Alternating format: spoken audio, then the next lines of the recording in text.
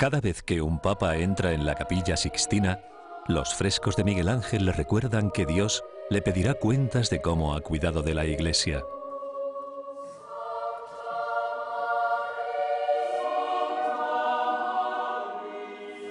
Por eso, es precisamente aquí donde la Iglesia Católica celebra los cónclaves para elegir al sucesor del apóstol Pedro. Aquí entró un día Joseph Ratzinger como cardenal y de aquí salió como Papa Benedicto XVI.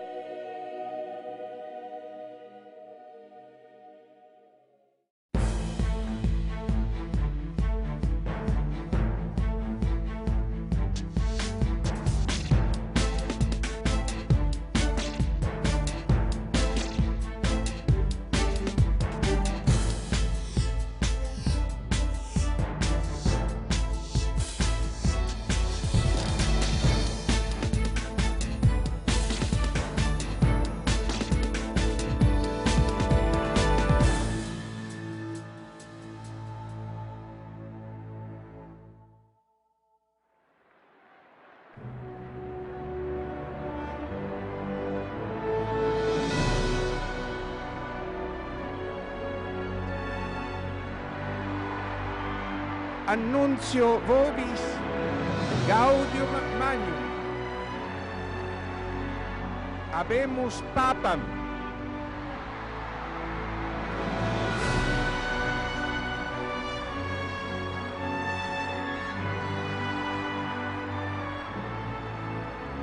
Dopo il grande Papa Giovanni Paolo II, i signori cardinali hanno eletto me, un semplice, umile lavoratore nella vigna del Signore.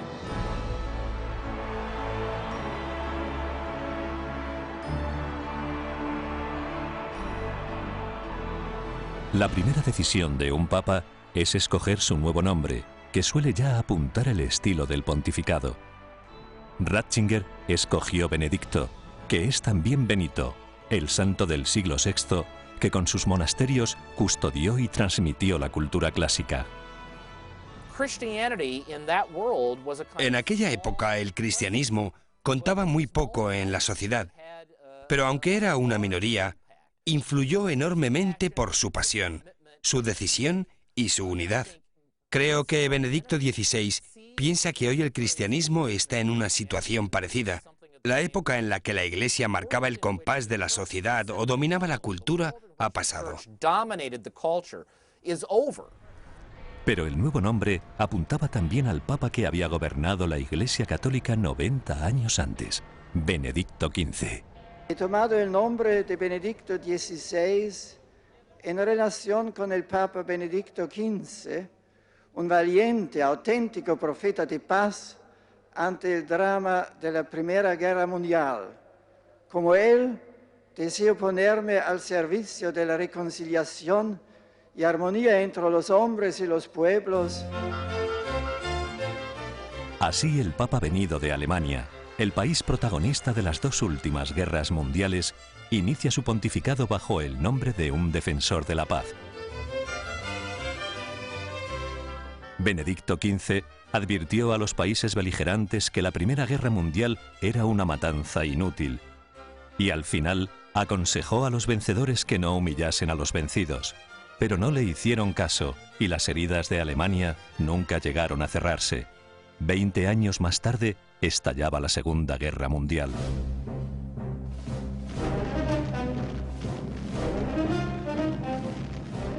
En septiembre de 1939, Hitler invade Polonia. Joseph Ratzinger tiene solo 12 años, pero por los sufrimientos de sus padres intuye que están llegando momentos difíciles.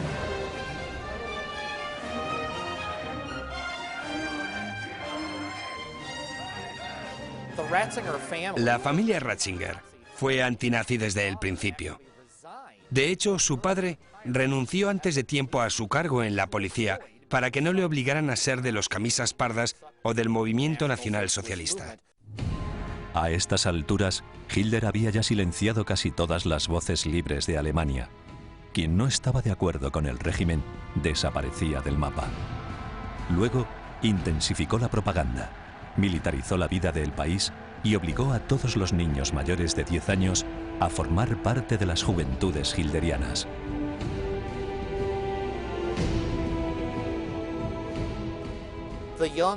El joven Joseph Ratzinger fue enrolado en las juventudes nazis a la fuerza. Es un dato de hecho porque nunca asistió a ninguna reunión de las juventudes hitlerianas y nunca recogió su tarjeta de miembro. El Führer quería transformar la cultura anterior en una nueva, fanáticamente nazi.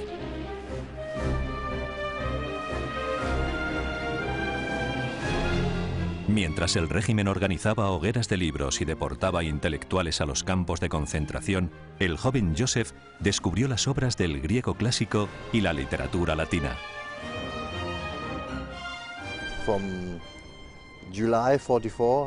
Murieron más personas entre julio de 1944 y mayo de 1945 que durante los otros 5 años de guerra. Fue una historia terrible, una movilización total. Se llevaron a ancianos y a niños, se llevaron a todos.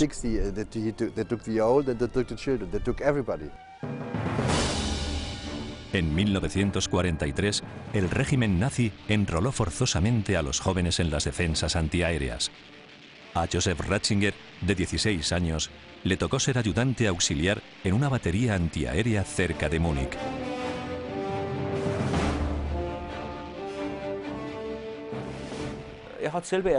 Joseph Ratzinger les dijo que de niño siempre había sido muy débil y delgado, no muy fuerte. Les dijo que solo era bueno haciendo cálculos. Parece que en algún contexto había que hacer cálculos. No podría encargarse de llevar las municiones, que eran demasiado pesadas para él. Así que realizó trabajos más ligeros. Cuando recorría Múnich, sufría al ver las vidas truncadas y las casas en ruinas.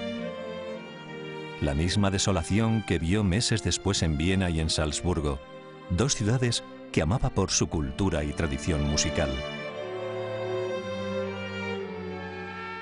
Una noche en su cuartel les despertaron bruscamente y les obligaron a formar.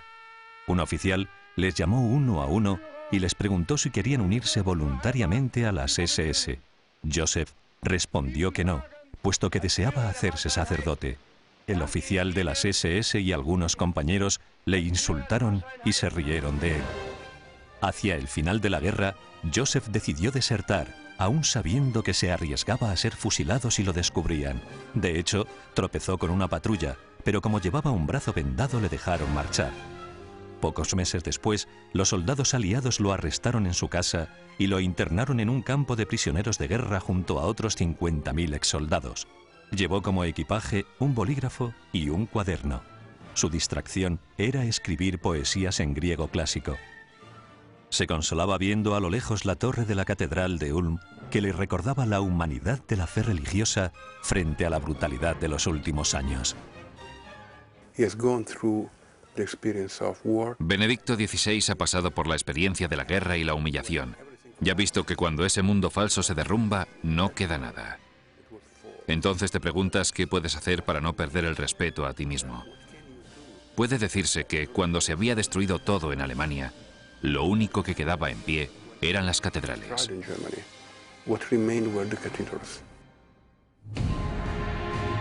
El nazismo había llevado el país a la destrucción, pero ahora el comunismo soviético, también basado en la mentira y el abuso, iba a convertir en una cárcel la mitad oriental de Alemania.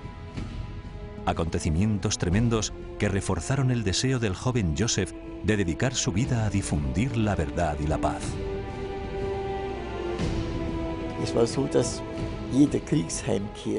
Cada soldado que regresaba del frente debía demostrar que tenía un trabajo, que estaba ayudando a reconstruir un país destrozado. El rector del seminario nos dijo: para evitar que vayáis a otros lugares lejanos donde podríais encontraros mal, ¿por qué no venís a reconstruir el seminario? Tenemos mucho trabajo para vosotros. Y mi hermano y yo ayudamos a quitar escombros y a reconstruirlo.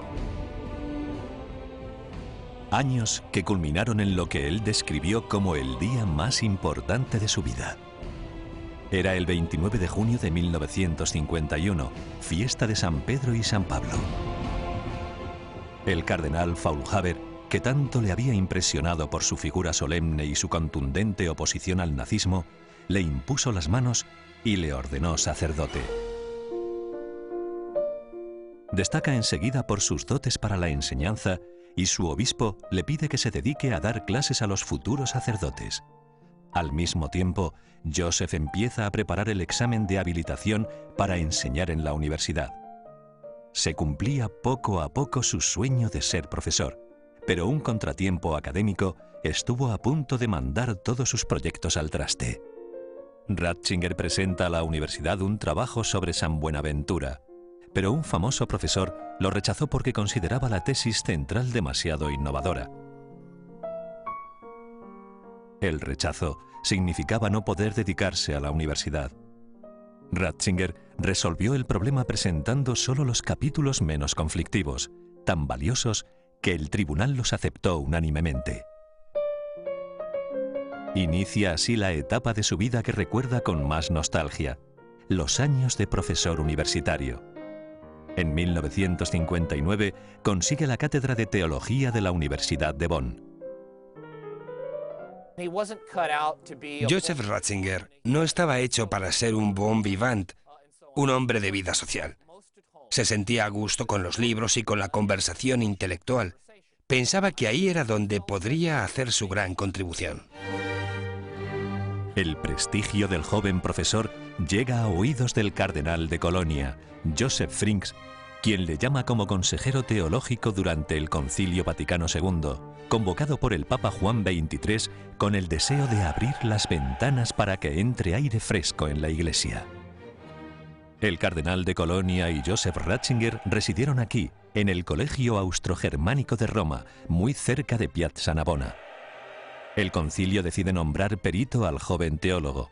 Su trabajo en uno de los grandes documentos, la Constitución dogmática sobre la Sagrada Escritura y la Revelación, le convierte en una estrella del mundo teológico.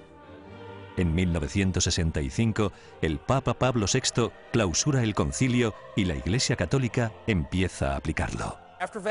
Después del concilio, el Papa Pablo VI dijo que durante aquellas sesiones había conocido a dos teólogos de lengua alemana que darían mucho que hablar en el futuro. Uno era el teólogo suizo Hans Küng, el otro, el teólogo alemán Joseph Ratzinger. Tras el concilio, Ratzinger vuelve a su vida normal de profesor. Ahora enseña en la Universidad de Tübingen. Hasta esta tranquila ciudad llegan los vientos de la Revolución Estudiantil de 1968, ya extendida por toda Europa. Grupos universitarios quieren imponer sus ideas a la fuerza y llegan a impedir a los profesores la entrada en las aulas. El profesor Ratzinger piensa que este clima hace imposible el verdadero debate basado en el conocimiento de la realidad y en el respeto del otro. Le horrorizaba que la revolución se hiciera bajo el signo de la liberación, porque a él le recordaba a otra cosa. Era muy parecido a las proclamas nazis. De hecho, los padres de muchos líderes eran nazis. Era más un movimiento totalitario que de liberación.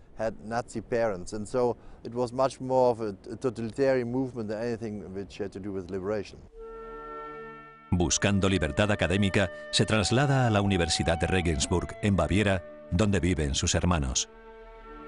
Regensburg es una hermosa ciudad a orillas del Danubio, en la que la música lo envuelve todo. Desde hace años, su hermano Georg dirige el famoso coro de niños de la catedral.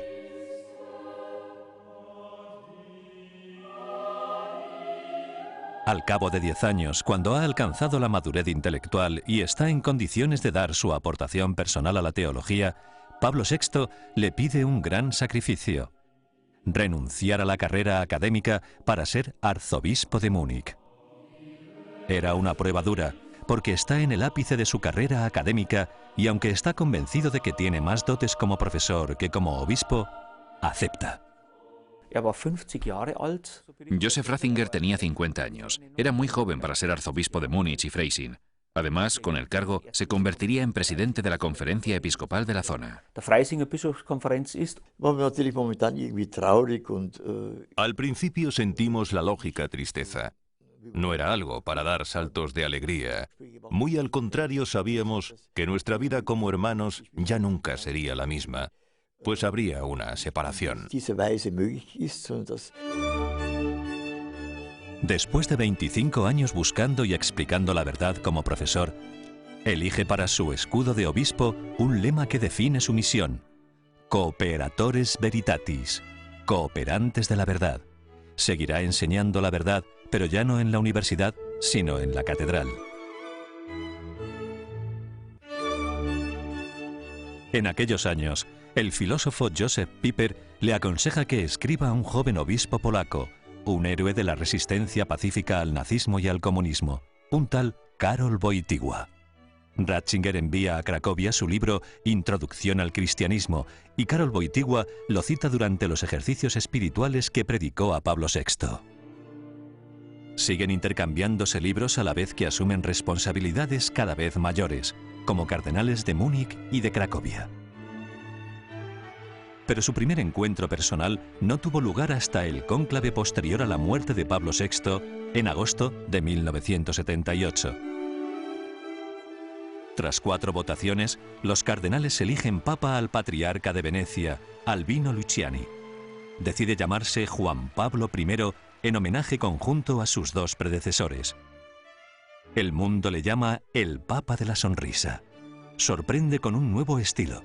Por ejemplo, durante las audiencias generales, llama a los niños y les invita a hacerle preguntas. Bravo, lui e i suoi fratelli. Questo mi piace. Hai capito? Su pontificado es uno de los más breves de la historia, solo 33 días. Su muerte conmociona al mundo y a los cardenales que vuelven a la Capilla Sixtina para elegir un nuevo sucesor de Pedro. Esta vez hicieron falta 8 votaciones. Juan Pablo II venía de Polonia. Tenía 58 años. Era filósofo, joven y deportista, el papa ideal para emprender una nueva evangelización a escala mundial a través de continuos viajes. El nuevo papa llamó al arzobispo de Múnich. Quería tenerlo a su lado como prefecto de la Congregación para la Doctrina de la Fe. Ratzinger solo le pidió una cosa: que le permitiera seguir publicando libros. Juan Pablo II accedió e incluso le animó a continuar su investigación teológica personal.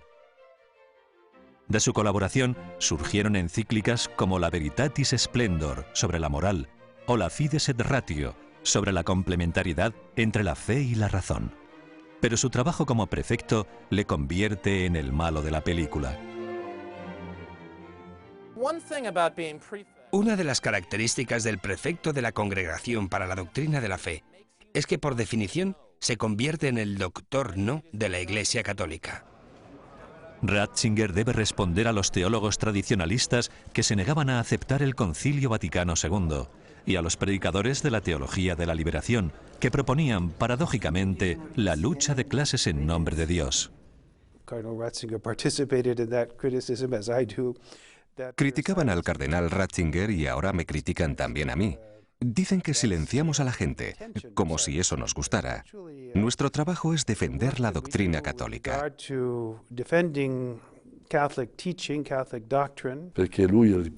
Como cardenal, como prefecto de la famosa Congregación para la Doctrina de la Fe, su prioridad era proteger y defender la fe, sobre todo la fe de la gente sencilla.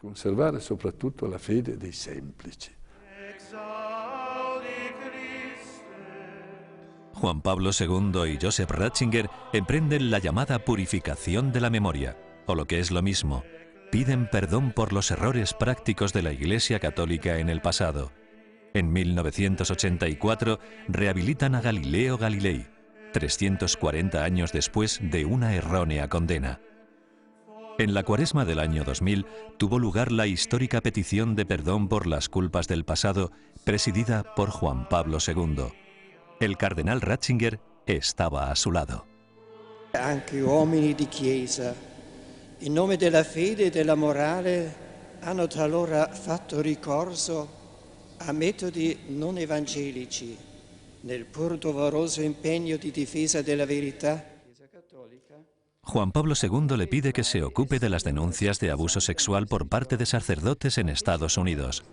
Ratzinger supervisa en Roma los procesos canónicos que expulsaban del sacerdocio a los culpables de los delitos.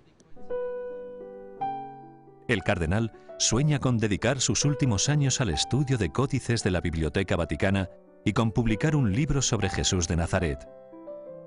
Presenta 3 veces su dimisión a Juan Pablo II, pero el Papa la rechaza. Por eso, como cardenal decano, asumió cada vez más responsabilidad en los últimos meses y los últimos días de la vida de Juan Pablo II.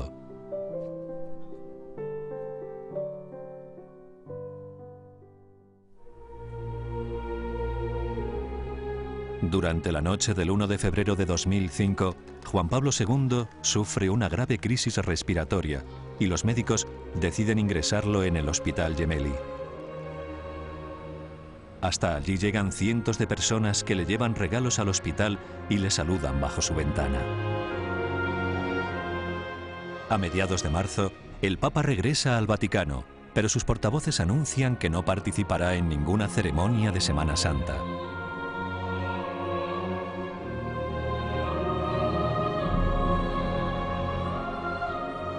El Santo Padre pide al cardenal Joseph Ratzinger que escriba el texto del Vía Crucis del Coliseo de Roma.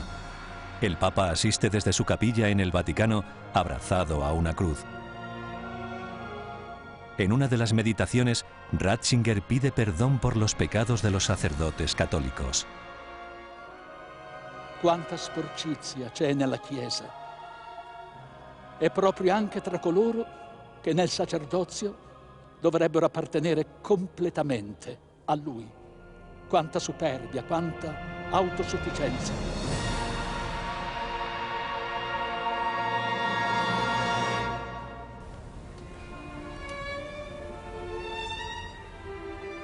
Juan Pablo II, exhausto, saluda desde su ventana 3 días antes de morir.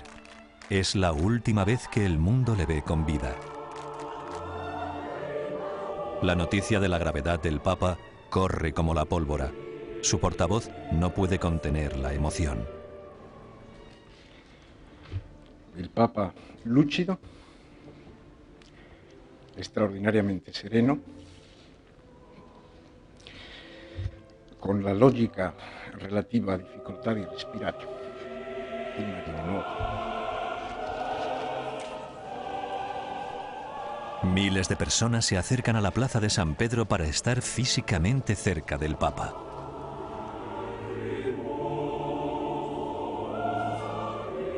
El sábado 2 de abril, mientras miles de personas rezaban el rosario en la plaza de San Pedro, el mundo recibe la noticia de la muerte del Papa. Que il nostro silenzio orante accompagni questi primi momenti dell'incontro del Santo Padre Giovanni Paolo II con Cristo nel cielo.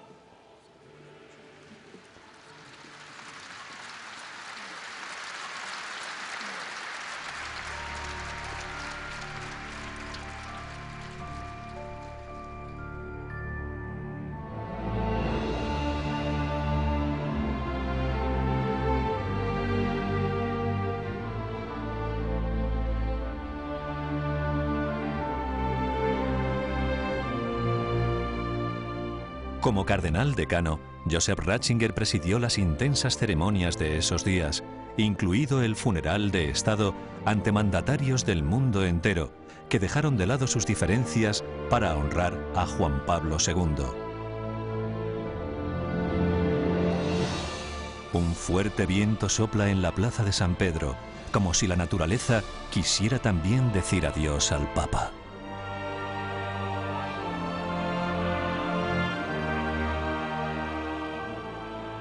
Possiamo essere sicuri che il nostro amato Papa sta adesso alla finestra della casa del Padre. Ci vede e ci benedice. Sì, ci benedica, Santo Padre.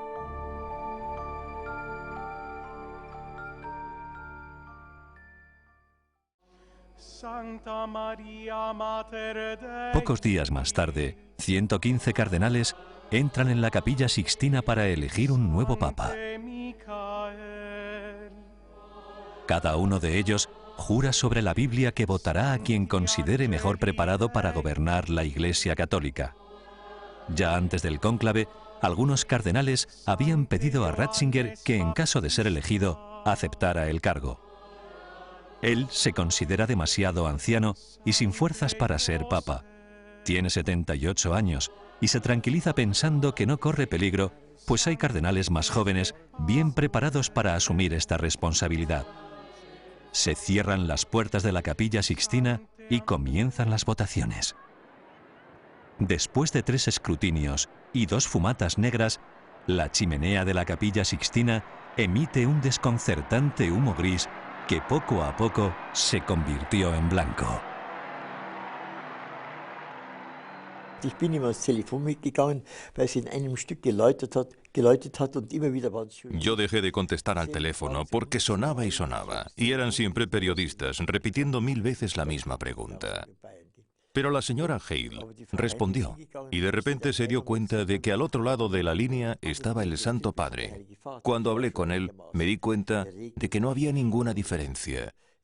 Nuestra relación fraterna no había cambiado.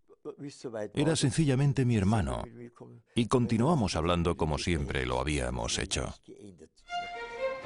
Su primera visita como papa no es al apartamento pontificio, sino a sus colaboradores de la Congregación de la Doctrina de la Fe, donde había trabajado durante 23 años. Le reciben con aplausos y le regalan una tarta. Ancora quasi non posso credere di stare adesso su un altro posto che si è realizzato quando il Signore ha detto a Pietro: in un tempo posteriore tu sei guidato dove non volevi andare. Ese mismo día va a su antigua casa para preparar con sus libros los primeros discursos. Allí mismo se despide de sus vecinos, casi todos cardenales, y saluda también a cientos de romanos que le esperaban para verle de cerca. Pocos días después, jefes de Estado y líderes de todo el mundo asisten a la misa de inicio del pontificado, un rito emocionante que comenzó a pocos pasos de la tumba del apóstol San Pedro, de quien se había convertido en sucesor número 264. Durante la ceremonia recibió los símbolos del papado, el anillo del pescador para sellar los documentos pontificios y el símbolo del buen pastor, el palio de lana, esta vez idéntico al que se utilizaba en el primer milenio antes de la división de los cristianos. Il mio vero programma di governo è quello di non fare la mia volontà, di non perseguire le mie idee, ma di mettermi in ascolto con tutta quanta la Chiesa della parola e della volontà del Signore. E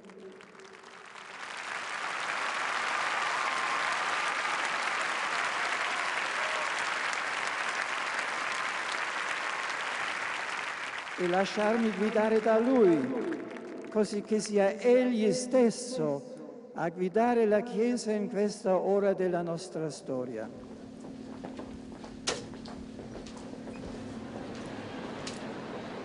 Después de la misa, recibe en audiencia especial a los alemanes que habían venido a Roma y les pide que sean comprensivos con él cuando se equivoque. Ich bitte euch Nachsicht, wenn ich Fehler mache wie jeder Mensch oder wenn manches unverständlich bleibt, was der Papst von seinem Gewissen und vom Gewissen der Kirche her sagen und tun muss. Ich bitte euch euer Vertrauen.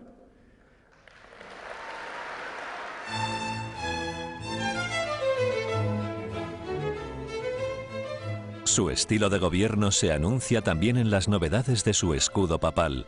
Cambia la triple corona, símbolo del poder temporal, por la mitra, propia de todos los obispos.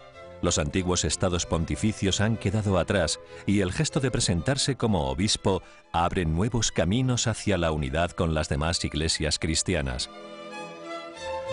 Sí conserva los símbolos bávaros de su escudo episcopal, el moro y el oso de San Corbinian, primer obispo de Freising. La concha es el símbolo del peregrino y de la fe. Con ella recuerda a otro amante de la verdad, San Agustín de Hipona, un personaje por el que siente una gran afinidad. San Agustín quería dedicar su vida al estudio, pero le pidieron sirviera a la Iglesia de otra forma. Es como si se reflejase en la vida del Papa lo que le pasó a Agustín, porque quería dedicar el tiempo que le quedaba al estudio. Pero Dios le pidió a los 78 años que sirviera a la Iglesia siendo el Papa. Ratzinger manifestó que a una isla desierta se llevaría la Biblia y las confesiones de San Agustín. Cuando peregrinó a la tumba de este santo en Pavía, en el norte de Italia, reconoció que le había influido mucho no solo como teólogo, sino también como hombre y sacerdote. Sia la mia personale devozione e riconoscenza verso colui che tanta parte ha avuto nella mia vita di teologo e di pastore, ma direi prima ancora di uomo e di sacerdote. Los papas no incluyen ningún lema en su escudo. Igual que Juan Pablo II, también Benedicto XVI se desprendió de aquel cooperantes de la verdad que había elegido en Múnich. Pero su emblema sigue siendo la verdad, que considera solución para los problemas del mundo.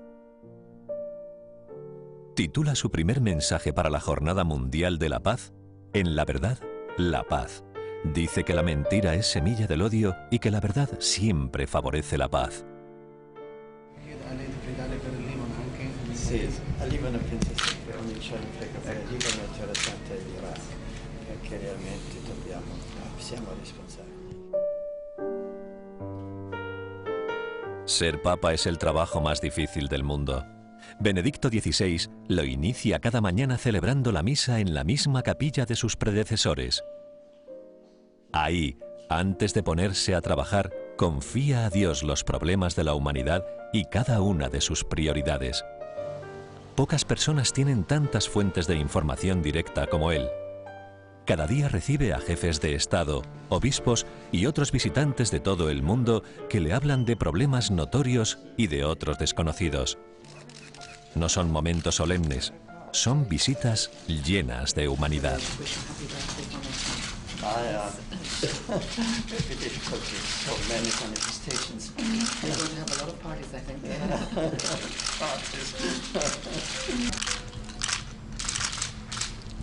I'd come just from Brussels now. It was very successful, I hear. Yes, but it was a long night. It was a very long night. Todos los días sus secretarios le llevan un resumen de prensa que reúne páginas de periódicos de todo el mundo. Y después de la cena, ve el informativo de televisión. Cada día prepara con el secretario de Estado, el cardenal Tarcisio Bertone, los encuentros con los poderosos del planeta. A puerta cerrada, les recuerda su responsabilidad con los más débiles de sus países, les pide más atención a las familias y mayor esfuerzo para proteger el medio ambiente. Sin embargo, tras varios años de pontificado, pocos le conocen realmente. Benedicto XVI comunica mucho mejor que cualquier otro líder religioso. Pero, sin embargo, ante los medios de comunicación, ante el mundo no católico, parece que no consigue dar lo mejor de sí. Joseph Ratzinger no es un superhéroe, no es Batman ni Superman. Puede decirse que a veces es un poco débil, que nunca reacciona rápidamente. Él siempre espera, le encanta esperar. Llegó a la sede de Pedro con 78 años, una edad en la que es todavía más difícil suceder a Juan Pablo II. Muchos dudaban que el tímido Benedicto XVI lograse entrar en sintonía con los jóvenes. La prueba de fuego iba a ser la Jornada Mundial de la Juventud convocada en Colonia, Alemania, para agosto de 2005.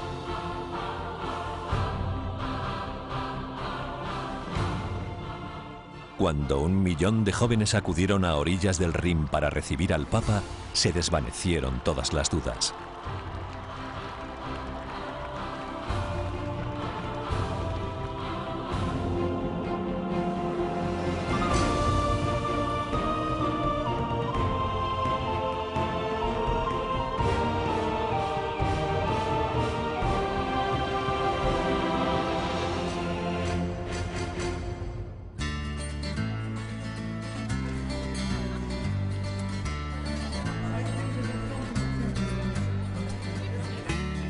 Colonia tuvo que ensancharse para acoger la multitud de peregrinos que acamparon a 30 kilómetros de la ciudad. La explanada de Marienfeld se convirtió durante 24 horas en una ciudad de cientos de miles de habitantes.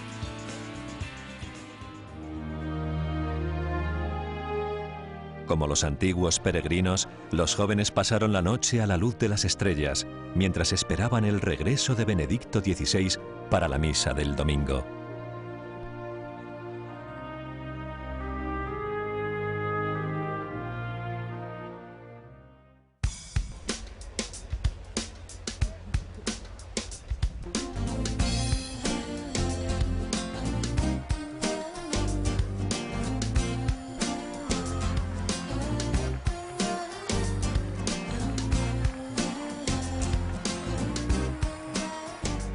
Freedom is not simply about enjoying life in total autonomy, but rather about living by the measure of truth and goodness, so that we ourselves can become true and good.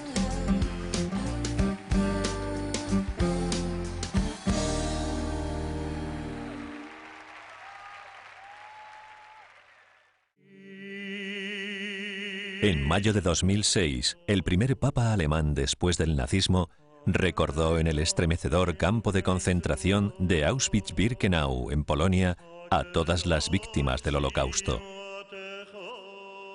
Benedicto XVI atravesó la puerta a pie, solo. Sobre su cabeza campeaba la monstruosa mentira de los nazis a quienes llegaban como prisioneros a este lugar de muerte. El trabajo hace libres. Era también la antítesis de una frase del Evangelio: la verdad os hará libres.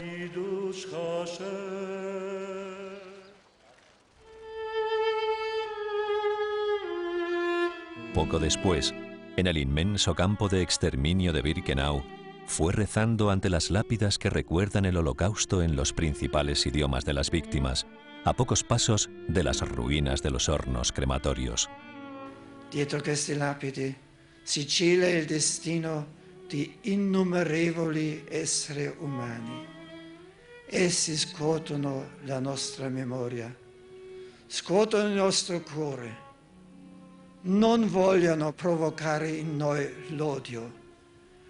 Ci dimostra anzi quanto sia terribile l'opera dell'odio.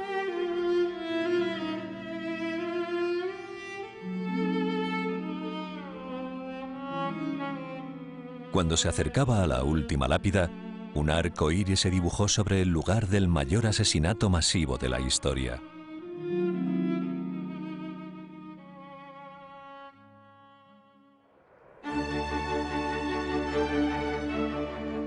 El siguiente viaje fue a Baviera, algo más que una visita apostólica, porque cuando Joseph Ratzinger era cardenal, se definía a sí mismo un patriota bávaro.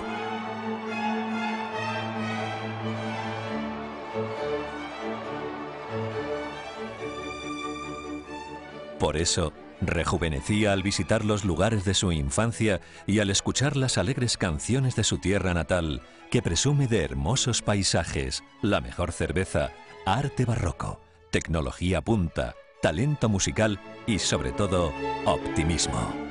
Benedicto XVI peregrinó al corazón católico de Baviera, al santuario de Altötting. Allí rezó a los pies de la Virgen Negra, ante la que su padre pidió que Joseph y Georg Ratzinger volvieran sanos de la Guerra Mundial. Antes de irse, el Papa dejó allí como regalo su anillo de cardenal. Durante aquellos días le acompañó su único pariente vivo, su hermano Georg. Juntos visitaron la tumba de sus padres y de su hermana María. Por unas horas volvió a su casa del barrio de Pendling y a su querida Universidad de Regensburg para una lección magistral. Ese retorno a las aulas sería decisivo en su pontificado. En el discurso citó unas palabras de un emperador bizantino que ofendieron gravemente a los musulmanes. Su intervención provocó serias protestas en todo el mundo islámico. El Papa aclaró que no había querido ofender a nadie y al regreso a Roma recibió enseguida a los embajadores de los países musulmanes. La tensión siguió creciendo y algunas autoridades turcas pidieron que se cancelara el viaje de Benedicto XVI a Estambul previsto para pocos meses después. El Papa no canceló la visita a pesar de su preocupación por lo que podría ocurrir durante su primer viaje a un país de mayoría musulmana.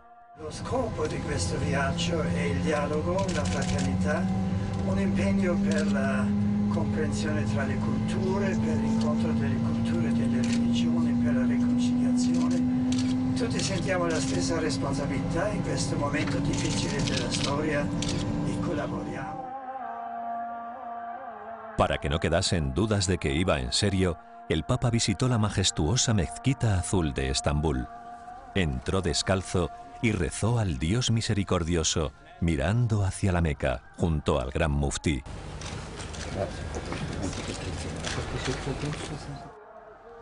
Ese gesto consiguió lo que no habían logrado sus discursos. Le devolvió la paz con el Islam. Şimdi yeni bir papa var. Bizim tarafımızdan baktığımızda kötü başladı. Su relación con los musulmanes no comenzó nada bien, pero a veces las cosas que empiezan mal luego terminan bien. Sus palabras tuvieron consecuencias emotivas muy serias, pero tenemos que dejarlas de lado, olvidar este choque y buscar juntos la paz. Ve biz hepimiz bu duygu çatışmasını bir kenara bırakıp barış için birlikte olmalıyız. Poco después, recibe al rey Abdullah de Arabia Saudí, el guardián de las mezquitas de la Meca y Medina, una de las principales autoridades del mundo musulmán.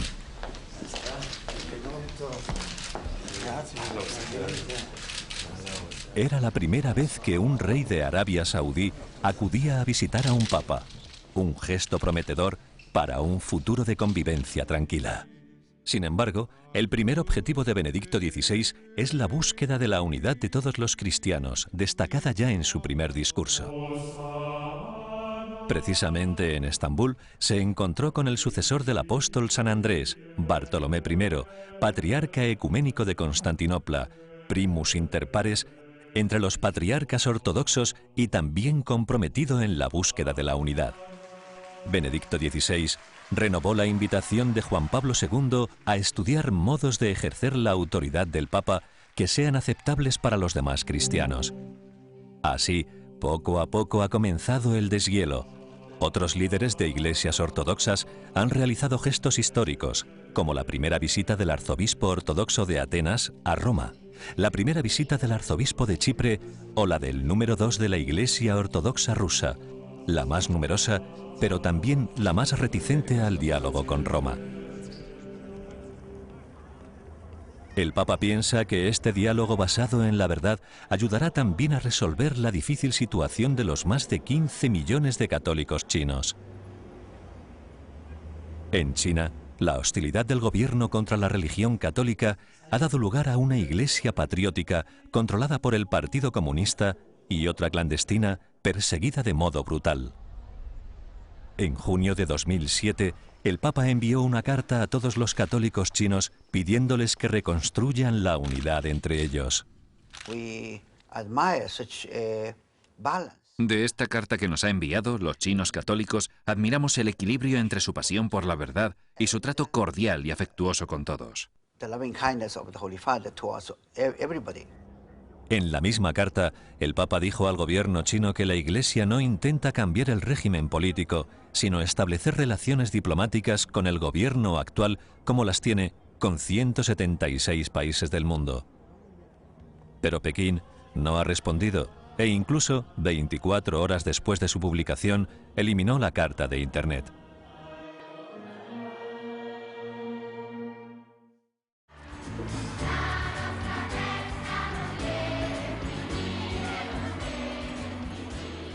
En un mundo que tacha de intolerantes a quienes proponen la verdad, Benedicto XVI enarbola la bandera del profesor y adapta su lenguaje a todos los tipos de público.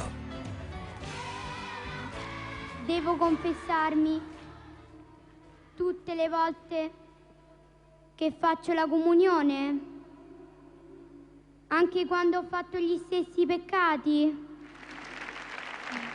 È vero, di solito i nostri peccati sono sempre gli stessi, ma facciamo pulizia delle nostre abitazioni, delle nostre camere, almeno ogni settimana, anche se la sporcizia è sempre la stessa, per aver pulito, per ricominciare, e altrimenti forse la sporcizia non si vede, ma si accumula. Una cosa simile va anche per l'anima.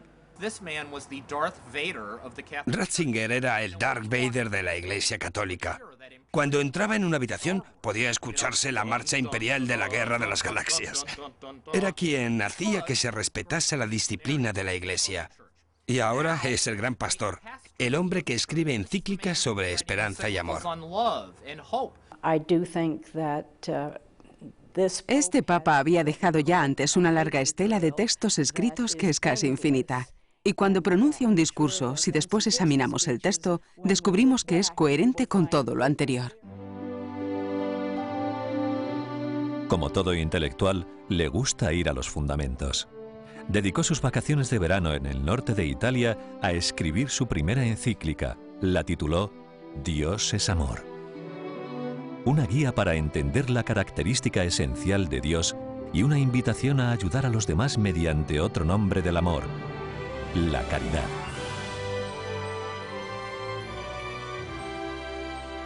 En su segunda encíclica, Salvados en la Esperanza, Benedicto XVI advierte que un mundo sin Dios es un mundo sin esperanza y que solo mirando a Dios cobran sentido las dificultades de la vida.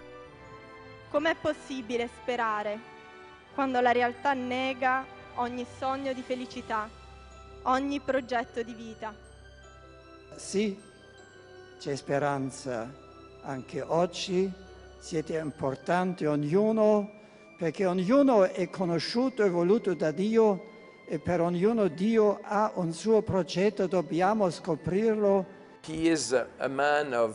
No dedica mucho tiempo a socializar, por así decirlo, pues tiene clara cuál es su principal contribución a la Iglesia. Es un doctor de la Iglesia. Por eso es tan importante su predicación, sus encíclicas o su libro como teólogo.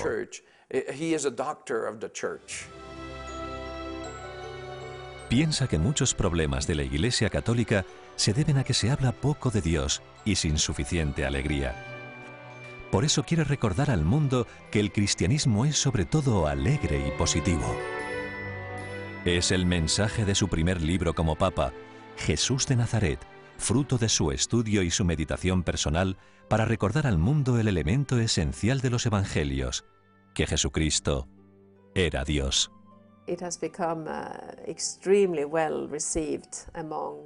Los luteranos han recibido muy bien este libro. Se han interesado mucho por él en los seminarios donde forman a futuros pastores. Les ha sorprendido que Cristo sea tan fundamental para el Papa, porque ellos piensan que la teología católica prácticamente ignora a Cristo.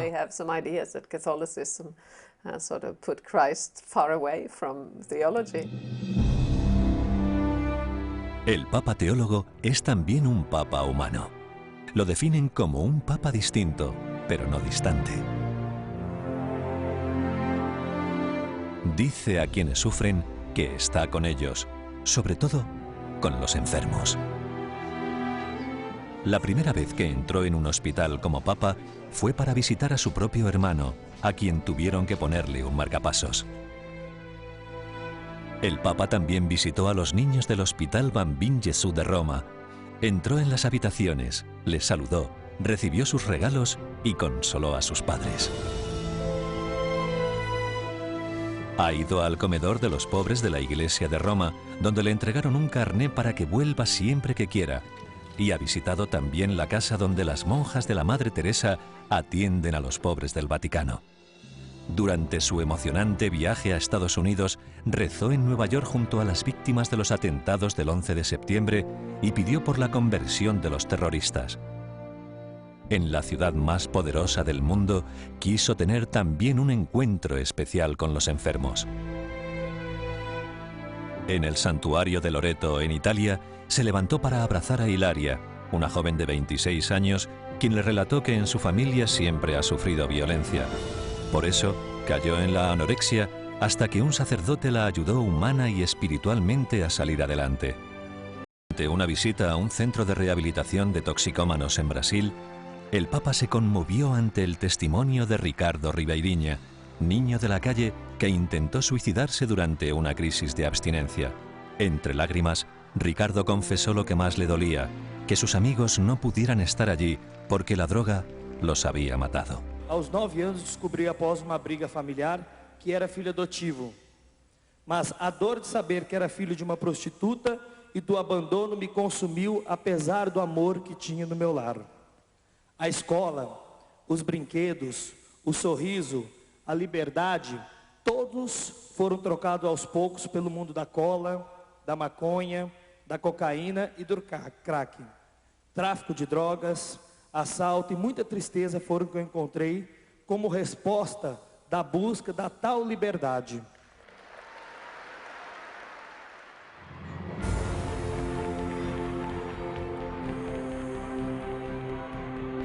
Piensa que problemas como la soledad, la droga y la marginación se previenen en la familia. Así lo recordó en Valencia, España, ante cientos de miles de personas de todo el mundo.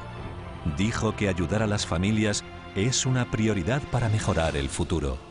La familia es un bien necesario para los pueblos, un fundamento indispensable para la sociedad, es un bien insustituible para los hijos, que han de ser fruto del amor, de la donación total y generosa de los padres.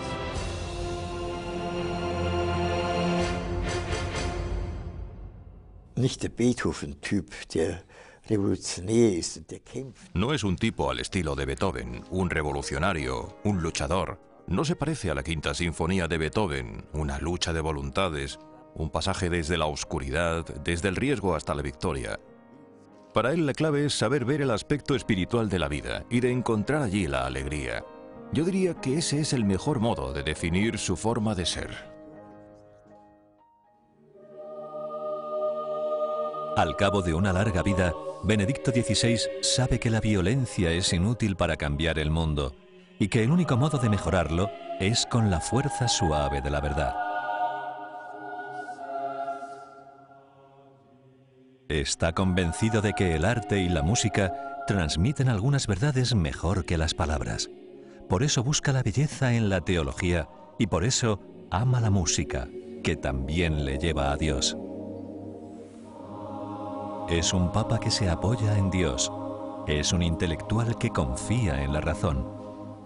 Es un hombre enamorado de la verdad.